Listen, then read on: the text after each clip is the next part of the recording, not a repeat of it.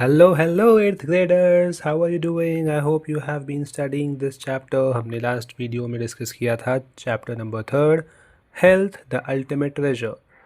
अगर आपने अभी तक वो वीडियो नहीं देखी है सो आई हाईली रिकमेंड कि आप पहले वो वाली वीडियो देखिए so that you will get to know कि हमने क्या क्या किया था।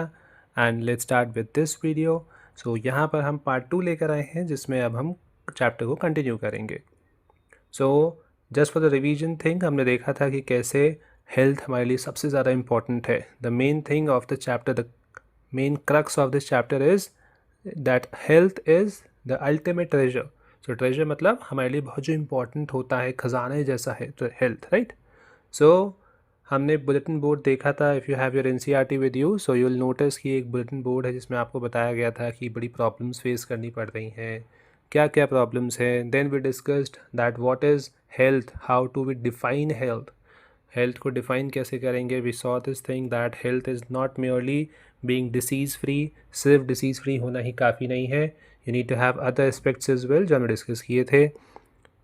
Then our scientific heritage, how can we stay healthy, how can we maintain a healthy lifestyle, जिसमें I told you कि आप ये वाला आंसर भी लिख सकते हैं, ये समझने के हिसाब से था। And this is how you can write in point form. So ज़्यादा अच्छा एक प्रिसाइज और बहुत इफ़ेक्टिव आंसर आप लिख पाते हैं अगर आप इस फॉर्मेट में लिखते हैं तो। बाकी how do we keep our environment clean, we saw this thing that हम अपने को क्लीन रखें, अपने को साफ़ रखें, अपने को डिसीज़ फ्री रखें। बट अगर हमारा एनवायरनमेंट ही क्लीन नहीं है so in that case it will be troublesome for us, right. So in this video will start how do we know that we are unwell. So हमें कैसे पता चलेगा। So we are done with this revision thing. I still say कि आप एक बारी last video ज़रूर देखिएगा to get to know about this chapter in a better way. So how do we know that we are unwell, कैसे हमें पता चलेगा कि हम ठीक नहीं हैं, हम अनवेल हैं। How? So it's pretty obvious isn't it. When our body feels unwell, अगर हमारी बॉडी अनवेल फील करेगी so how does it indicate? It indicates something inside may not be working as it should. Normally जैसा काम करना चाहिए वो वैसा काम नहीं कर रहा है। That means कुछ तो प्रॉब्लम है, and कुछ तो प्रॉब्लम है that means the person will obviously feel unwell, right? So what are the symptoms? कैसे हमें पता चलेगा कि हम अनवेल हैं। सो वॉट वी फील, क्या फील करते हैं। हो सकता है किसी भी बॉडी पार्ट में या कहीं पर भी आपको पेन फील हो रहा है, you have not done much of a work but still the person feels tired, और देर इज़ अ डिजीनेस, ऐसा लग रहा है कि चक्कर आ रहा है, you are feeling tired, you are feeling weak, there is some pain anywhere. So ये सब सिम्टम्स हैं विच सेज कि पर्सन जो है वो अनवेल है, एट पॉइंट्स की कुछ तो गड़बड़ है, राइट। सो साइंस क्या है। So something that can be seen और मेजर्ड। अब कैसे हमें कंफर्मेशन होगी। सो लेट्स से किसी को फीवर है, so what you can do, thermometer लिया, उससे चेक किया हमारा फीवर कितना है। If it is more, let's say 98, 99, 100, 98 तो चलो ठीक रहता है, 100 के अराउंड रहता है, तो in that case a person can say that या the person must be suffering from fever. फिर कोई बॉडी पर कहीं रैशेज़ हो गए, या बीपी चेक किया, ब्लड प्रेशर चेक किया, उससे भी पता चलेगा। टेम्परेचर चेक किया, उससे भी पता चलेगा। कहीं स्वेलिंग हो रही है बॉडी में, कहीं पर स्वेलिंग हो गई, so these are the science which tells कि कुछ तो प्रॉब्लम है, राइट। सो अगर हमें कुछ प्रॉब्लम है so where do we go, हमें हॉस्पिटल जाना पड़ेगा, डॉक्टर के पास जाना पड़ेगा। डॉक्टर्स भी आपसे यही साइन पूछेंगे कि क्या प्रॉब्लम है, आप बताइए सिम्टम्स क्या है, and then only they will be able to figure out कि अच्छा ये प्रॉब्लम हो सकती है, right.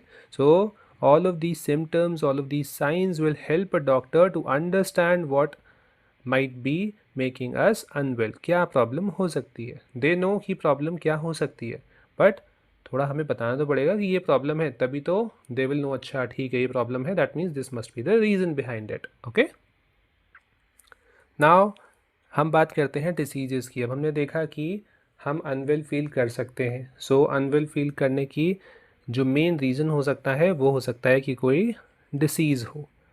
So what are the causes and what are the types. अब हम ये देखेंगे कि कोई डिसीज़ अगर है by chance, so in that case what are the causes of that disease and what are the different types of disease. So क्यों हो रहा है और कैसे कैसे अलग अलग types होते हैं. So a disease is a condition that affects the normal working of a body. Normally जब हम काम करते हैं तो वो body या mind जैसा भी discussed कि bodily we should be fit but mentally also we should be fit and fine. So this is a condition where the normal functioning of the body is not there. ठीक है, normally जैसा हम रहते हैं वैसा नहीं हो पा रहा है, कुछ गड़बड़ हो रही है.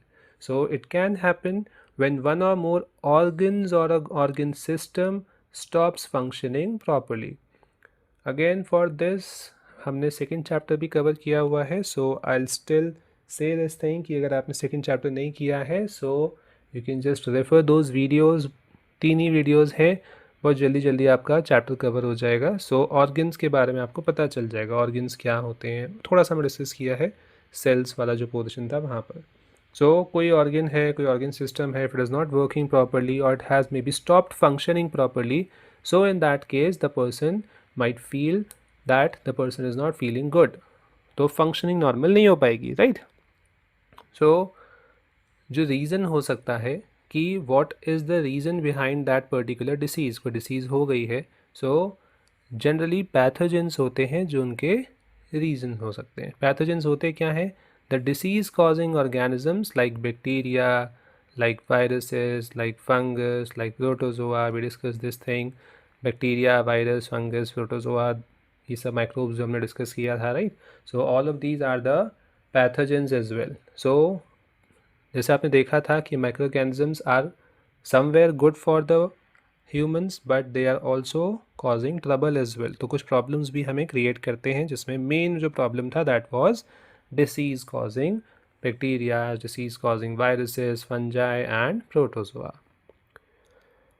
Now we are going to talk about the type of diseases. So what are the different types of diseases? So if we have to distinguish or we have to categorize the diseases, so in that case एक broader perspective में we have two categories. First is communicable diseases.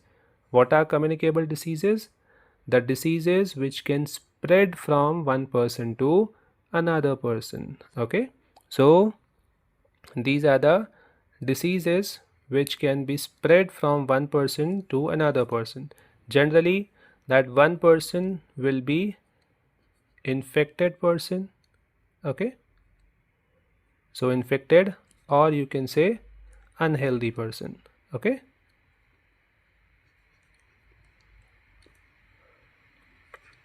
and another person is generally the healthy person. So the healthy person is going to suffer. So ये spread हो जाता है, फैल जाती है. And generally कैसे फैलती है? They are caused by pathogens. Okay, so examples जैसे आप देख रहे हैं, टाइफॉइड है, डेंगी है, फ्लू है, चिकन पॉक्स है, इवन जो कोविड-19 था. सो all of that comes under communicable diseases. Next is non communicable diseases. Short में आप इसको NCD भी कह सकते हो. सो these are the diseases which are not caused by pathogens. They are not generally caused due to pathogens, and since non-communicable hai, communicable means they cannot be transferred from one person to another. That is why they do not spread from one person to another person. कोई healthy है, so they won't be able to, or they won't be catching any disease due to the other unhealthy person or the deceased person. Okay, so generally जो आपके non communicable diseases होते हैं दे are more और less link to the lifestyle.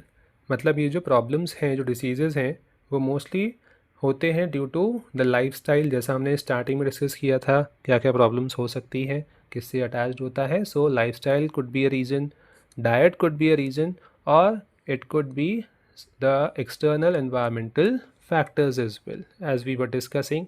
अगर हमारा environment में कुछ problem है, साफ नहीं है, so in that case problems हम फेस कर सकते हैं. Okay, so non communicable disease के एग्जांपल्स क्या हो गए? कैंसर हो गया, diabetes is there, asthma is there. Then deficiency diseases जो होते हैं लाइक स्कर्वी है, गॉइटर है, scurvy is caused due to deficiency of vitamin C, goiter because of deficiency of iodine, right? So अगर कोई एक person है, let's say हमने कहा person A है, okay? So this person A does not take a proper balanced diet. हमने mention किया था कि we should always try to have a balanced diet. अब अगर इस person ने proper balanced diet नहीं ली and the person has a deficiency of let's say iodine. So iodine की deficiency की वजह से, कमी की वजह से the person will be suffering from goiter. Let's say deficiency A है, deficiency A की deficiency of nutrient की वजह से या deficiency of vitamin A की वजह से the person may suffer from night blindness. So क्योंकि उस person ने proper diet नहीं ली तो उससे ऐसा थोड़ी होगा कि दूसरे को problem हो जाएगी, right? So जो person is not able to take a proper balanced diet वही person is going to suffer, okay?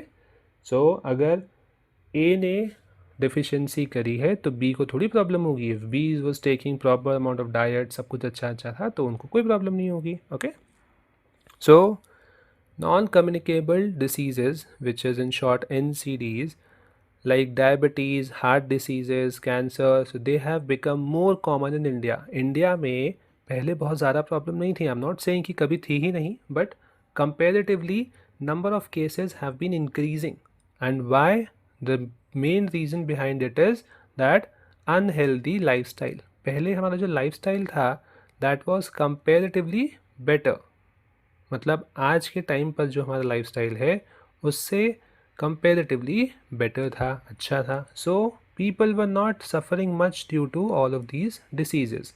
But आजकल हम ये देखते हैं कि जो लाइफस्टाइल है वो काफ़ी चेंज हो गई है and because of that change in lifestyle people are suffering from diabetes disease, heart disease, cancer and all those things. So ये काफ़ी अब कॉमन हो गया है इंडिया में एंड उसकी वजह से अनफॉर्चुनेटली बहुत सारी डेथ भी हो रही हैं. So we should try to amend our lifestyle in such a way कि हमारी जो बॉडी है वो बहुत स्ट्रॉन्ग रहे.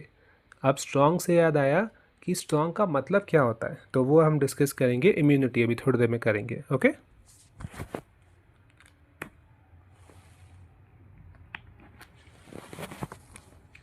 सो how are communicable diseases caused and spread. कैसे, what are the reasons और cause कैसे होती है and how does they spread.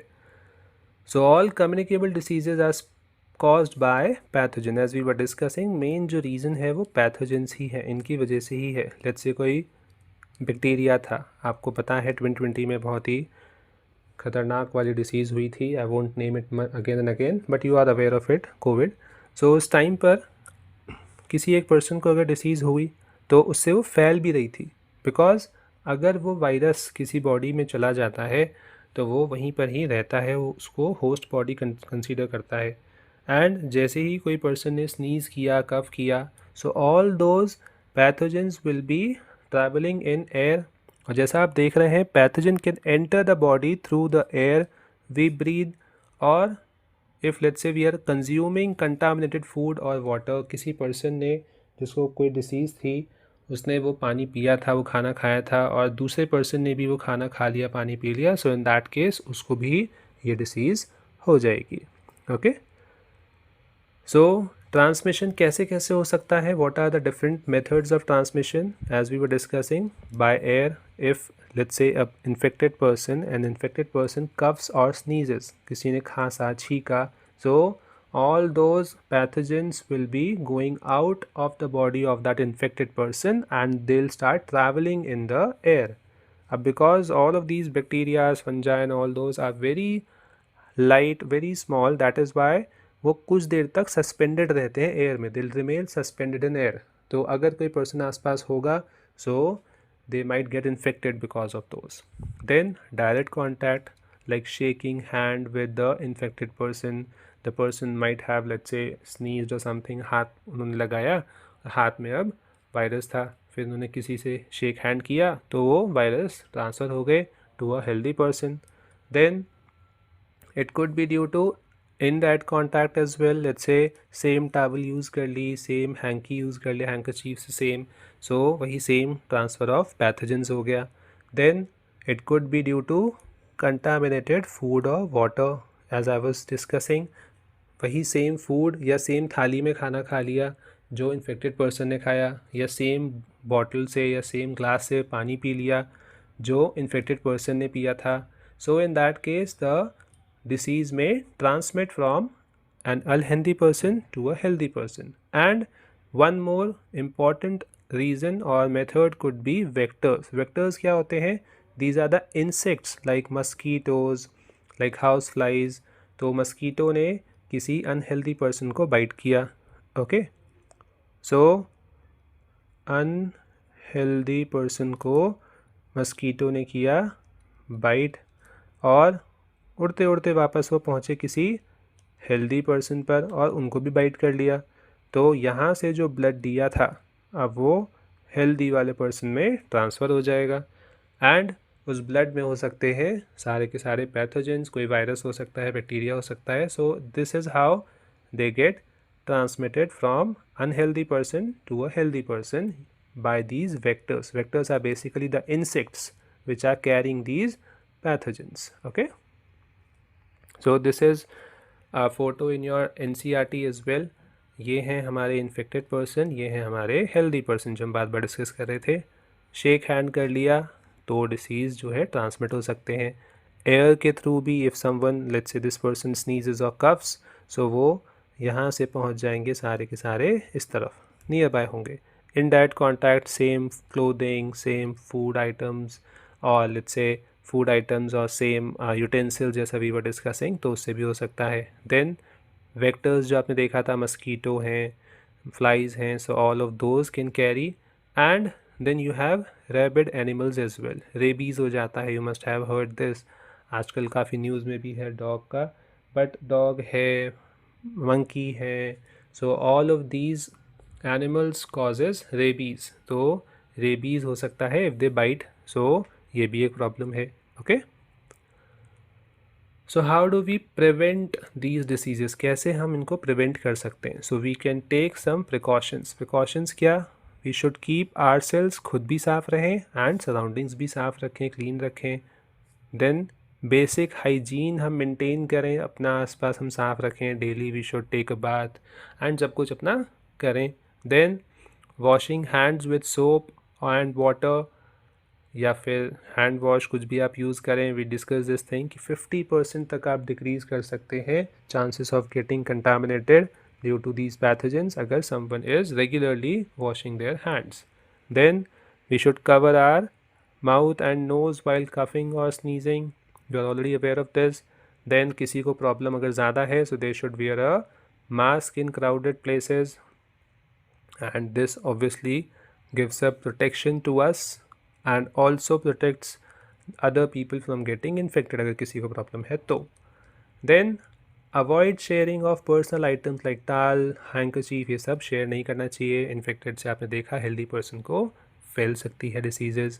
Then we should keep our home, our food and our water clean, and we should stay at home and rest when we are unwell. जैसा हमने discuss किया, अगर problem है, बहुत emergency है, तब तो जाना ही पड़ेगा. So we should keep make sure कि हम अपना जो माउथ है, नोज़ है, we should keep our mouth covered properly by a mask और समथिंग. बट अगर पॉसिबल हो, so we should try to keep be at home and rest, because हम अनवेल हैं. So this helps the body to recover. Body recover भी हो जाएगी, and it also minimizes the spreading the disease to other person as well. दूसरों को फैलेगा भी नहीं. So I hope you understood all of this. This much is pretty clear to you. So in the next one we'll be completing this chapter. Next class में कोशिश करेंगे कि ये chapter हमारा complete हो जाए. But do make sure to check out all those videos जो हमने second chapter किया था. And these two videos, first हम already upload कर चुके हैं, second one is coming to you. So make sure to go through these. कोई doubt है तो make sure to ask in the comment section. Until then, keep studying and keep asking any doubt if there is any. Take care.